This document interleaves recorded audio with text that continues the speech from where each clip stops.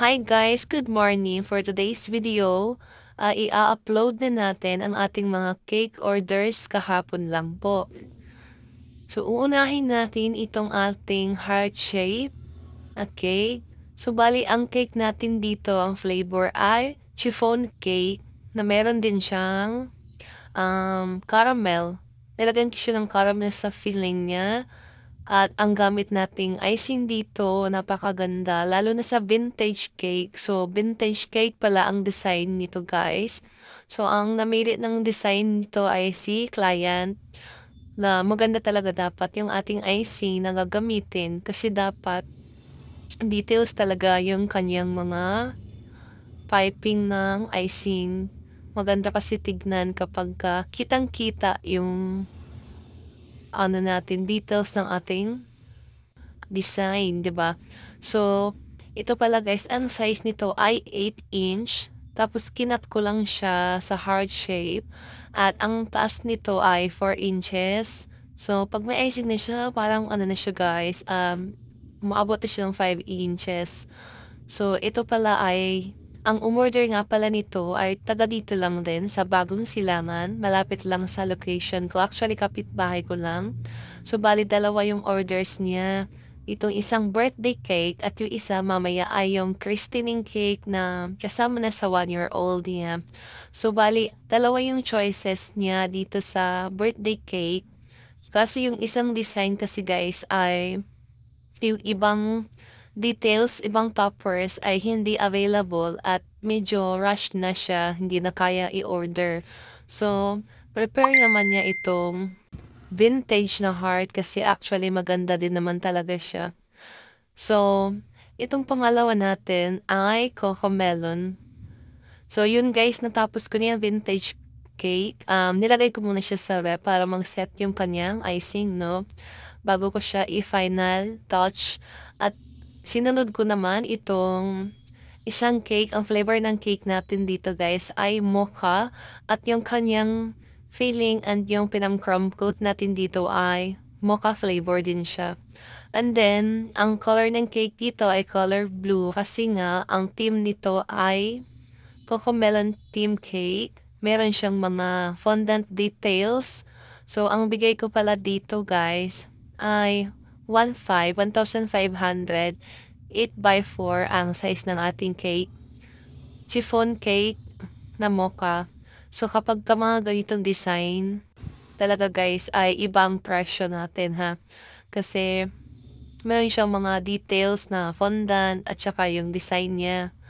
'Di ba? So, kung maganda talaga ang cake natin, deserve naman din talaga natin na magpresyo. Kasi ang talent natin ay binabayaran din naman. Hindi lang nagbabayad yung ating customer, client natin sa mga ingredient. Siyempre, lahat ng electricity, water bills, lahat ng ginagamit natin sa paggagawa ng cake ay kasama sa ating costing. Lalong-lalo na yung ating talent fee, charot. Siyempre guys, hindi matatawaran yung ating dedication at effort sa paggawa ng cake. So ayan, nagtataas na talaga ako ng mga price. So ito naman, nilagay ko muna sa ref yung Cocomelo natin at saka yung vintage cake.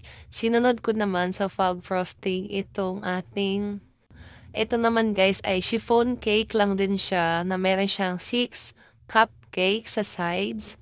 So ang bigay ko lang dito ay 900. Minsan mataas talaga siya guys kasi nga hindi na ako nagka-cut sa chiffon. Kumbaga kung sumobra man siya ay ibibigay ko na lang. Pero naka-promo lang yan guys, lahat printable toppers lang at hindi mahirap yung mga designs. At hindi maraming color. So ito naman, so ayan naglagay na tayo ng printable toppers at toys, yung balloons. And then, yung Cocomelon, yung bida natin dito ay printable yan. Tapos yung rainbow niya sa likod ay binili ko yan sa baking supply, sa baking, store. Printable yan, edible yan guys. Edible topper.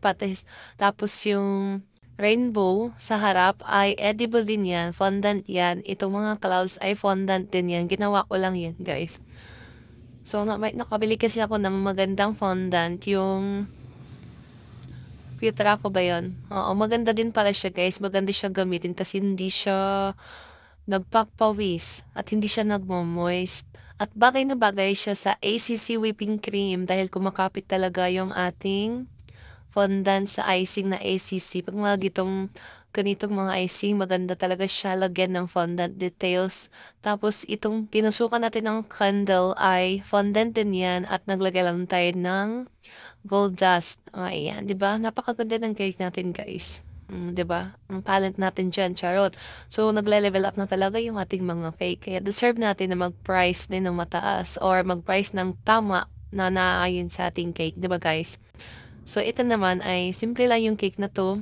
So, nilagay ko na yung kokomel lang, guys, ay pinick up na din neighbor na namin. So, saka ako nag-design, nag-details ng ito ating Sophia Team Cake. So, ayan. Napakasimple lang naman guys. At meron lang siyang light pink na kasama and purple color.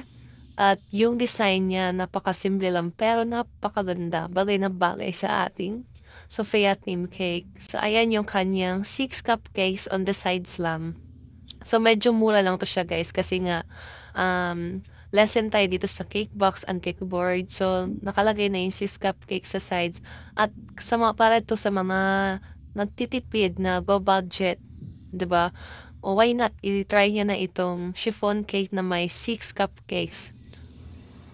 Kasi yung sobrang sarap din naman ng ating chiffon. Masarap lalo na partner sa ating ACC whipping cream. Super talaga siya guys. Parang melt in your mouth. Ang sarap. At yun ang ating final look. Salamat sa lahat ng umorder today. God bless you all. That's it for today's video, guys. Thank you for watching. Babush!